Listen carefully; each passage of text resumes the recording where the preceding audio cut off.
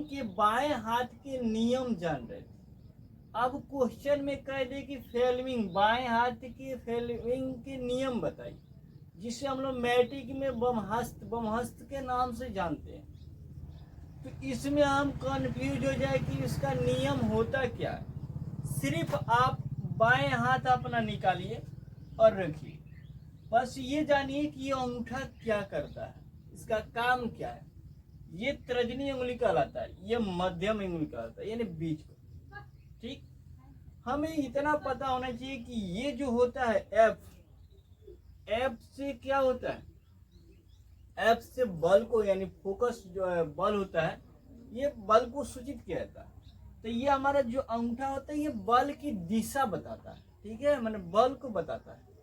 ठीक, तर्जनी उंगली ये होता है, ये आपके बाएं हाथ की तर्जनी उंगली, ये क्या करता है, इसका काम क्या है कि ये आपके क्षेत्र दिखाएगा, यानी किस क्षेत्र में जा रहा है। ये आपको दिखाता है कि इस क्षेत्र की तरफ जा रहा है। मध्यमा इसको, यानी मध्यमा का मतलब बीच उंगली, जो बीच की उंगली होता है, इसका काम क्या होता है कि ये दिशा को सूचित करता है। आपको लिखवाया भी गया होगा कि यदि हम आप बाएं हाथ का अंगूठा तथा उसके पास वाली पहली उंगली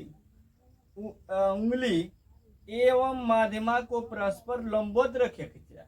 मैंने कह रहा है कि जो अंगूठा के बाएं अंगूठा के बीच की जो उंगली है ये, और माध्यमा के बीच की लंबवत रेखा खींच रहा है। लंबवत का मतलब कि लंबा, ऐसे दिशा दिखा रहा है कि नहीं, यानी लंबा जा रहा है, ये दिशा दिखा रहा है।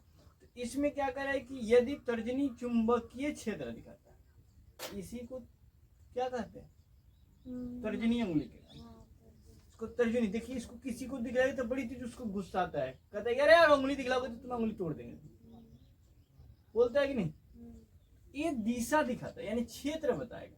लेकिन माध्यमा उंगली क्या करता है, माध्यम क्या करता है कि धारा की दिशा बताता है, ये धारा की दिशा बताता है।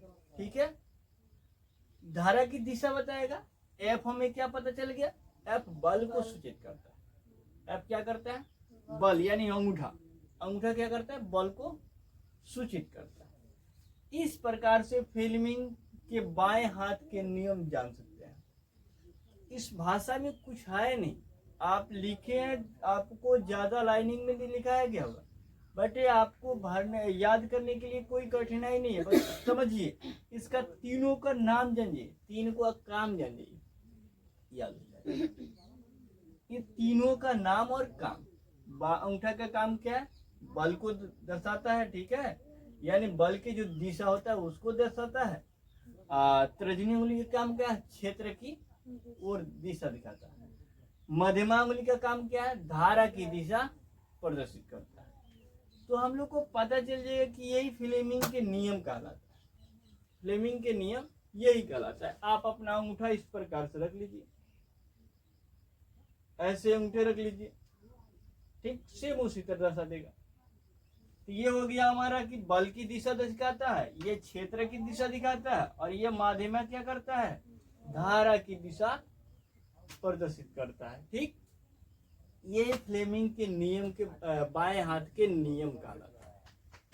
बिल्कुल ऐसा छोटा सा क्वेश्चन है, हमें देखने में बड़ा लगा।